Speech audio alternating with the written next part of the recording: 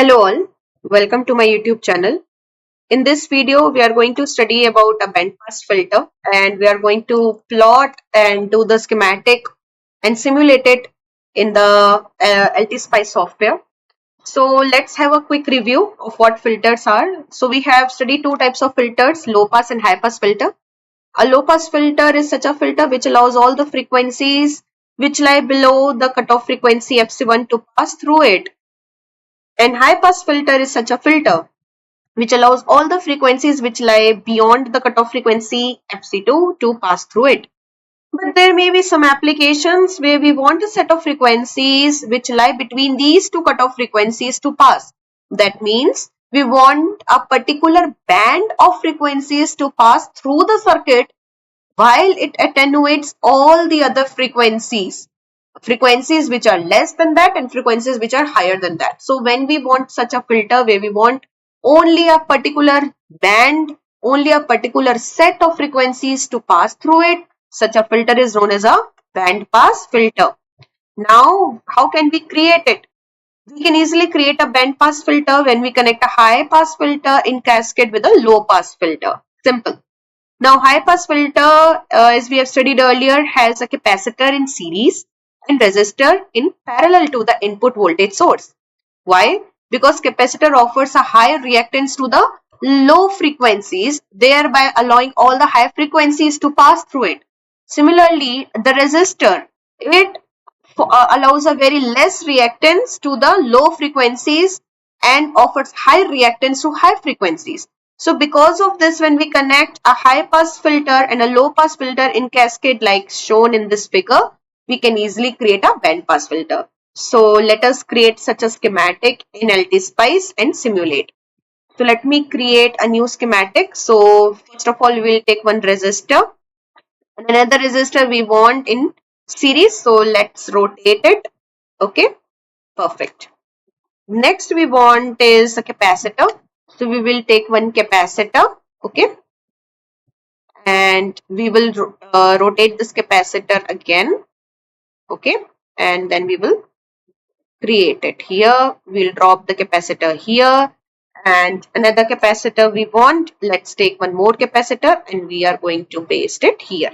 That's it. Now we have all the four passive components we need for the bandpass filter. Now we need an input voltage. So we will click on component here and select voltage, click on OK and drop it here. Whenever you want to escape, okay, whenever you want to get rid of this extra voltage or extra icon, just click on escape. That's it. Now we have to take one ground where we have to connect the negative terminal of voltage, second terminal of R1 and second terminal of C2. So we will select ground and let's paste it here. Let's connect all of them through the wire. This pencil icon is nothing but a wire. And we will connect all these components together like we have seen in the image in the PPT. Once this is connected, we will connect the voltage source to ground. Then we will connect C2's second terminal to ground and R1's second terminal to ground. That's it. We are done with the schematic. But we still have to provide the values to V1, C1, R1, R2, C2. So to provide that, let's do the right click on this. Now since we have this bandpass filter, we are talking in terms of frequencies and phases and amplitude. What we'll do, we'll go to advanced and we'll do the AC simulation. So we'll go to sine. Okay, make sure you use sine function. And let's take the small signal AC analysis. AC amplitude as 1. We'll take AC phase as 0. And here in amplitude, we will take amplitude as 1 and let's do the simulation at 1 kilohertz frequency. Okay. Now we have to provide the values of C1, R1, R2 and C2. For this, let's go back to the PPT we had. For this particular simulation, I have assumed that we are going to take the lower cutoff frequency as 20 Hertz and higher cutoff frequency as 20 kilohertz such that the value of both the resistors is 10 kilo ohm. That is, this FC2 value I have taken as 20 Hertz, FC1 value I have taken as 20 kilohertz, and the value of R1, R2 is 10 kilo ohms. Now we know that the formula for finding frequency is 1 by 2 pi RC. So when you substitute the value of R1 and C1, you can easily find, right? C1 you can easily find. So 2 pi R1 is nothing but 10 kilo ohm and FC2 value is 20. So just substitute all of them. You will get the value of C1 as 800 nanofarad. Same way you can get the value of C2 as 800 picofarad. Now it's up to you what values you want to provide. Just for the sake of experiments in this video, I have assumed that FC2, which is the lower cutoff frequency, is 20 Hz and the higher cutoff frequency is 20 kilohertz, and such that both the resistors have 10 kilo ohms. Now let's go back to our schematic and put these values. So right click on R1, we'll take it, and right click on R2, again 10K. Okay. C1 just now we calculated. C1 we are going to put the value as 800 nano. And C2, right click there and put 800 pico. That's it. We are done. Now let's try to simulate it. So we'll click on run, and now we will edit the simulation command. As told earlier, we are going to do AC analysis. So let's take the type of sweep as decade. Number of points, let's take as 100. Okay. Now start frequency will take as 0.2, stop frequency will take as 200K. The reason I'm taking start frequency is 0.2 and stop frequency is 200K because I want to do the simulation for the frequencies which are less than FC2 and more than FC1. Now what is FC2 and FC1? FC2 is 20, FC1 is 20K. So I'm going to do the simulation for the band of frequencies which are less than 20 Hz and which is more than 20K, so that we get a very good curve, you get a very good plot. Okay. So once this is done, click on OK, and now we are going to find the output voltage.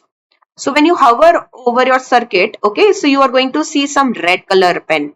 What is this red colored pen? This red colored pen measures the output voltage. So just simply click here, left button one time.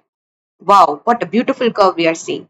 What is this? This hard line is amplitude and this dotted line is nothing but the phase.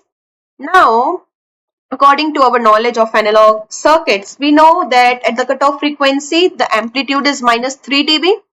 Let us check if it is actually 3 dB or not. So left click on this V and you will come up with some draft kind of a window, as well as you will see something known as 1. This one is nothing but a cursor. So just simply drag this cursor till you come near to 20 Hertz. Okay, perfect. So you see here at 20 Hertz, what is the magnitude? Magnitude is minus 2.98, which is nothing but minus 3 dB. Perfect. And what is the phase? Phase is positive 45 degrees. Correct? Now let us see what happens at the higher cutoff frequency. Again, left click here and you will see second cursor. Let's drag it till we reach 20 kilohertz. Okay, a little bit more. Perfect. So here you see at 20 kilohertz magnitude is minus 3 dB expected. And what is phase? Phase is minus 45 degrees. So this concludes that when you have a band pass filter at lower cutoff frequency, you have minus 3 dB magnitude and the phase is positive 45 degrees. And at the higher cutoff frequency, what happens? The magnitude is minus 3 dB and the phase is negative 45 degrees.